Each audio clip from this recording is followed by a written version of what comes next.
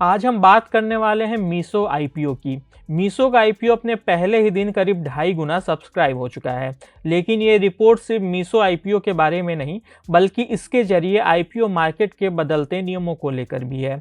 आखिर ऐसा क्या हुआ कि आईपीओ खुलने से एक दिन पहले एंकर निवेशकों में मीशो के शेयर अलॉटमेंट को लेकर मतभेद सामने आ गए। कई बड़े निवेशकों ने इसके एंकर बुक से बाहर निकलने का फैसला क्यों लिया। साथ ही यह भी जानेंगे कि मीशो के आईपीओ के वैल्यूएशन और उसमें निवेश को लेकर एक्सपर्ट्स का क्या कहना है। नमस्कार, मैं हूं विक्रांत और आप देख रहे हैं मनी कंट्रोल हिंदी। मीशो ने एक दिन पहले 2 दिसंबर को एंकर निवेशकों के लिए अपना आईपीओ खोला था। इस एंकर बुक का साइज 2439 करोड़ रुपए था। लेकिन विवाद तब सामने आया जब मीशो ने इस एंकर बुक का एक बड़ा हिस्सा, करीब 600 करोड़ रुपए के शेयर एसबीआई म्यूचुअल फंड को आवंटित करने का फैसला किया। मनी कंट्रोल को सूत्रों से मिली जानकारी के मुताबिक इस फैसले को मर्चेंट बैंकर्स ने नहीं, बल्कि कंपनी के मैनेजमेंट ने खुद लिया था और यही बात दूसरे बड़े निवेशकों को नागवार गुजरी। जानकारों का कहना है कि मीशो ने एसबीआई म्यूचुअल फंड को लगभग 600 करोड़ रुपए के शेयर ऑफर किए, जबकि आईसीआईसीआई प्रूडेंशियल म्यूचुअल फंड जैसे बड़े घरेलू फंड को केवल 100 करोड़ रुपए की पेशकश की गई। कई निवेशकों ने इसे बहुत बड़ा अंतर बताया और एंकर बुक से बाहर तक निकलने का फैसला ले लिया। एक बड़े फंड हाउस के सीनियर अधिकारी ने बताया कि एंकर बुक से बाहर निकलने का फैसला इसलिए लिया गया ताकि गलत मिसाल न बने।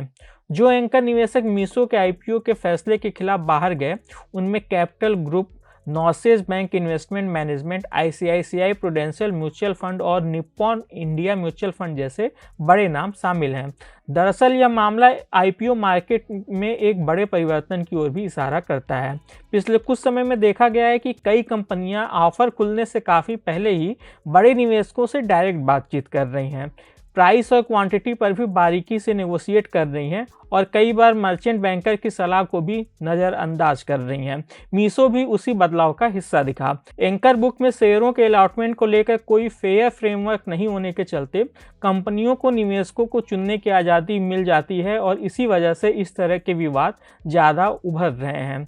इस मामले से वाकिफ सूत्रों ने मनी कंट्रोल को बताया कि मीशो ने आईपीओ खुलने से पहले ही एसबीआई म्यूचुअल फंड से कमिटमेंट कर रखा था और इसीलिए उसने कई बड़े निवेशकों की आपत्ति के बावजूद इस कमिटमेंट को पूरा करने पर जोर दिया।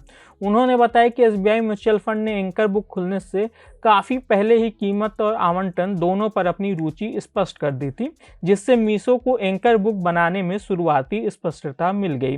साथ ही फंड ने यह भी भरोसा दिलाया कि वह आईपीओ के दौरान और लिस्टिंग के बाद भी ऑफर प्राइस पे या उससे नीचे खरीदारी जारी रखने को तैयार है। इसी के चलते मीशो ने एसबीआई म्यूचुअल फंड को शेयर आवंटन में प्राथमिकता दी। मीशो ने अपने एंकर बुक का जो फाइनल शेयर अलॉटमेंट जारी किया, उसमें एसबीआई म्यूचुअल फंड को 603 करोड़ रुपए के शेयर मिले। इसके बाद दूसरा स्थान जीआईसी और मॉनेटरी अथॉरिटी ऑफ सिंगापुर का रहा, जिन्हें 200 करोड़ के शेयर मिले। फिडेलिटी को 148 करोड़ रुपए और ब्लैक रॉक को 75 करोड़ रुपए के शेयर मिले। वहीं पर घरेलू म्यूचुअल फंडों में एसबीआई के बाद एक्सिस म्यूचुअल फंड का स्थान रहा, जिसे सिर्फ 48 करोड़ रुपए के शेयर आवंटित किए गए थे। ये थी मीशो के एंकर बुक के शेयर अलॉटमेंट की कहानी। अब आते हैं मीशो के आईपीओ पर। मीशो का आईपीओ 3 से 5 दिसंबर तक बोली के लिए खुला है। इसका प्राइस बैंड 105 से 111 रुपए है।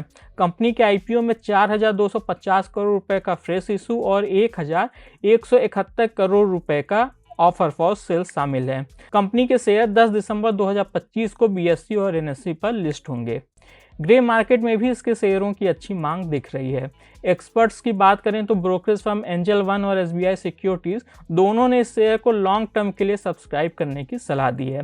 एंजल वन का कहना है कि चूंकि कंपनी घाटे में चल रही है तो इसके पीई रेशियो का कोई मतलब नहीं है, लेकिन वित्त वर्ष 2025 के सेल्स के मुकाबले अपर प्राइस बैंड के हिसाब से मीशो की वैल्यू 5.3 गुना भाव पर आती है। ब्रोकरेज फर्म का कहना है कि कंपनी की रफ्तार तो अच्छी है, लेकिन नियर टर्म प्रॉफिटेबिलिटी के चलते यह आईपीओ हाई रिस्क वाले और लॉन्ग टर्म वाले निवेशकों के लिए बेहतर है।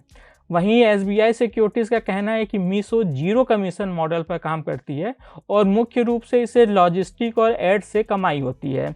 ब्रोकरेज फर्म का कहना है कि शुद्ध घाटे के बावजूद कंपनी पिछले 2 सालों से positive free cash flow generate कर रही है।